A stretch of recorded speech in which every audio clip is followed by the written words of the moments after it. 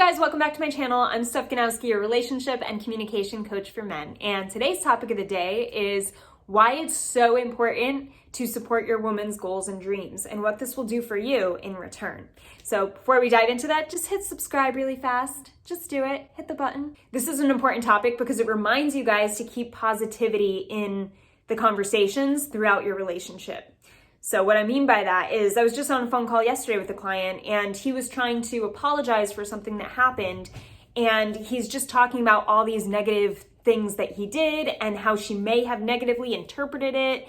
And it was just a downer to even hear the message, even though he was trying to get a positive outcome out of it. So what's really important is to think about, all right, before I say anything to her, what is the response? How do I want to make her feel? And chances are you want to make her feel supported, you want to make her feel loved, you want to make her feel happy, and none of those emotions are going to come from a message that is mostly worded in the negative. Even if it's apologizing, even if it's saying I fucked up, even if it's saying I'm so sorry if you thought I hurt you, or was trying to dismantle our relationship. Guys get carried, we all do. We get carried away with certain words where it's like, okay, I know you mean the opposite of that, but by using those words, it's telling her brain to feel those things and brings her down to a low point. You know what I mean? It doesn't make her feel. So that's why I'm saying to have an intention and say, all right, how do I want to make her feel before I say anything? Before I send this message, how do I want her to feel while reading it?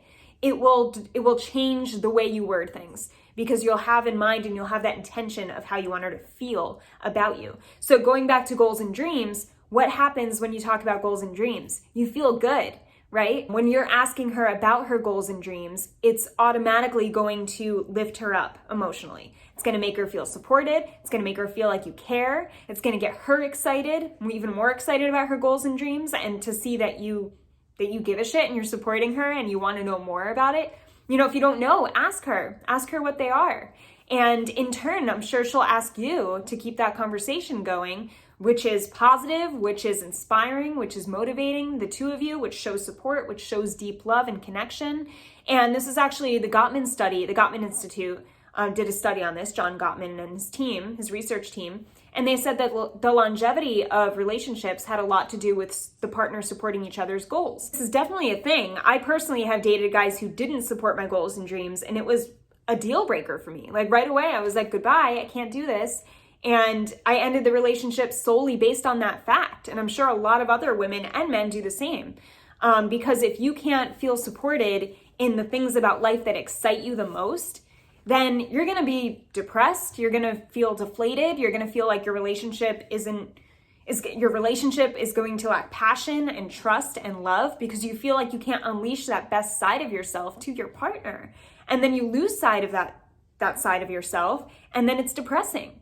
Okay, so if you want to make a woman feel alive and you want to be with a woman who's happy and loves her life and is excited about things, then you need to talk about her goals and dreams and you need to support her in her goals and dreams. Okay, and it goes back to my first point I made about emotion. Based on your interactions with her, based on the way you communicate, are you bringing out a positive emotion in her for the most part, or is it a sad emotion?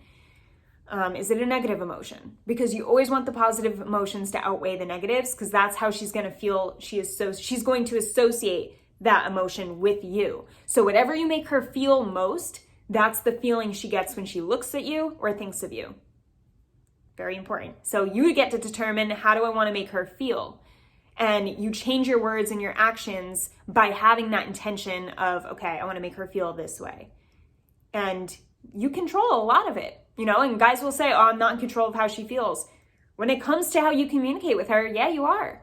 So use that to your advantage. I hope that helped you and brought you some new value. Don't forget to subscribe and have a great day. See you soon.